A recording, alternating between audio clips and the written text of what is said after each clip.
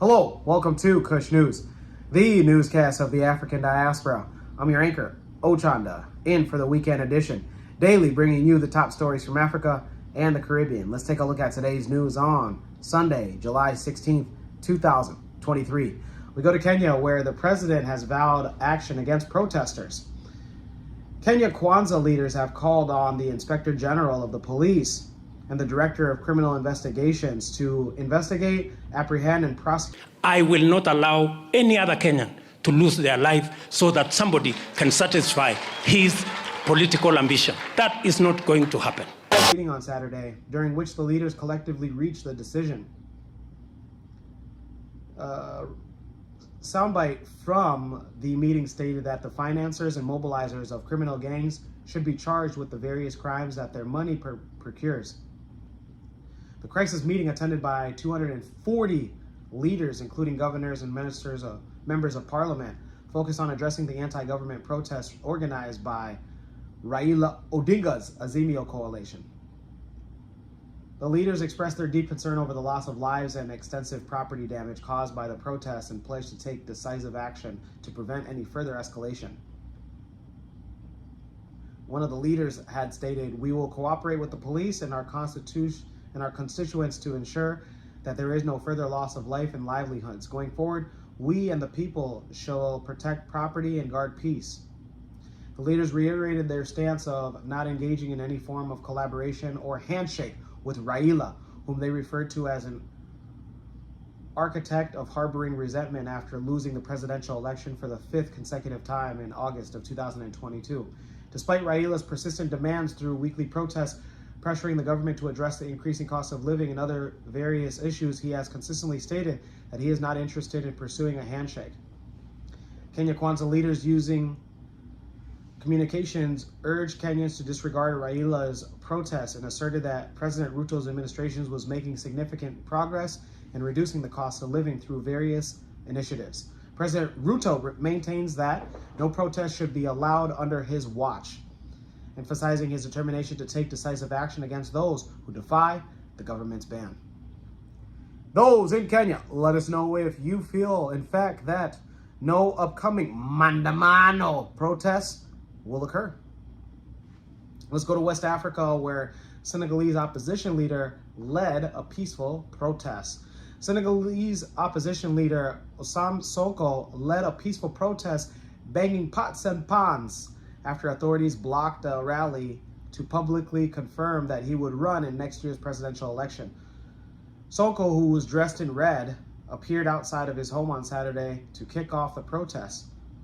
The 49-year-old had on Thursday, July 13th, been unanimously voted as the candidate for the upcoming 2024 presidential elections by his political party.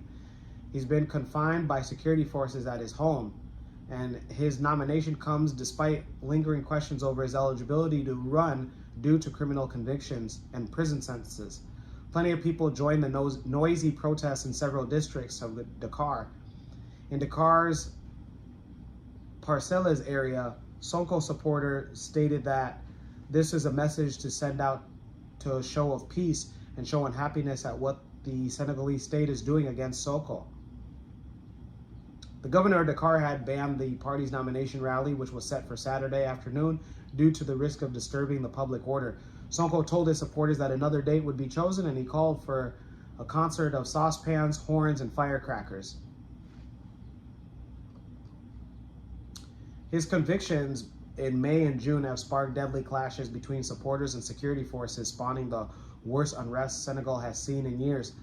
Back on May 8th, an appeals court gave Sonko a 6-month suspended term for slander, although it was unclear on whether his sentence can be appealed to the Senegalese Supreme Court and make him ineligible to run.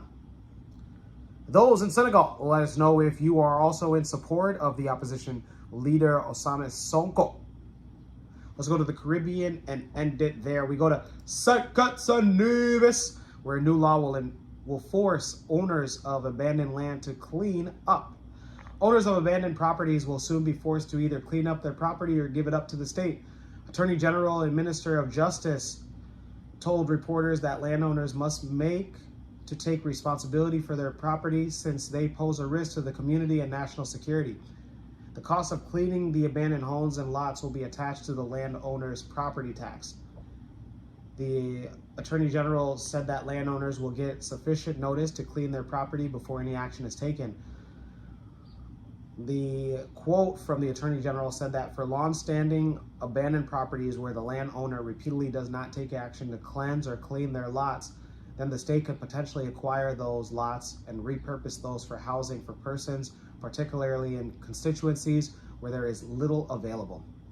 Those in St. Kitts and Nevis, let us know if you're one of the individuals that have a dirty lot, and let us know if Kush News maybe can come and take that over. Why not? We love ownership here, especially land ownership. Let's stay in the Caribbean and go towards where you can visit 4 shipwrecks.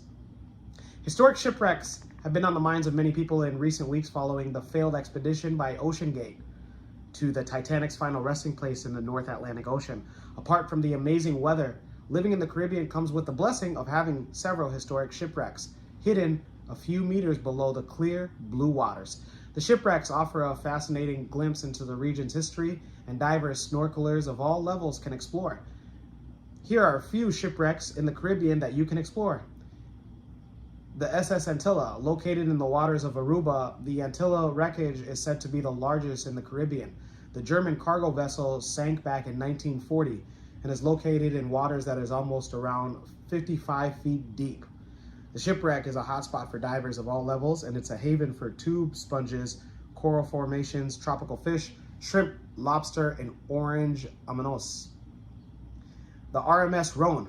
The Rhone is a former UK Royal Mail ship that sank off of Salt Island, British Virgin Islands, during a hurricane back in 1867.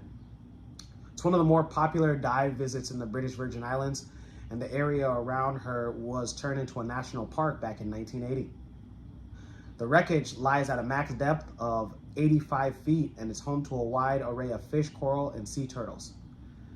The Molasses Reef Wreck. This shipwreck, which was located 20 miles south of the island of Providence-Salales, is one of the oldest European shipwrecks excavated in the Western Hemisphere. The identity of the ship remains unclear, but the artifacts found in the wreck point to the beginning of the Iberian origin.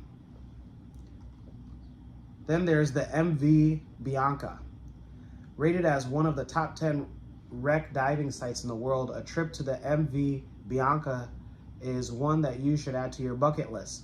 This shipwreck is located near the harbor of St. George's, Grenada, and it's about 165 feet below the water.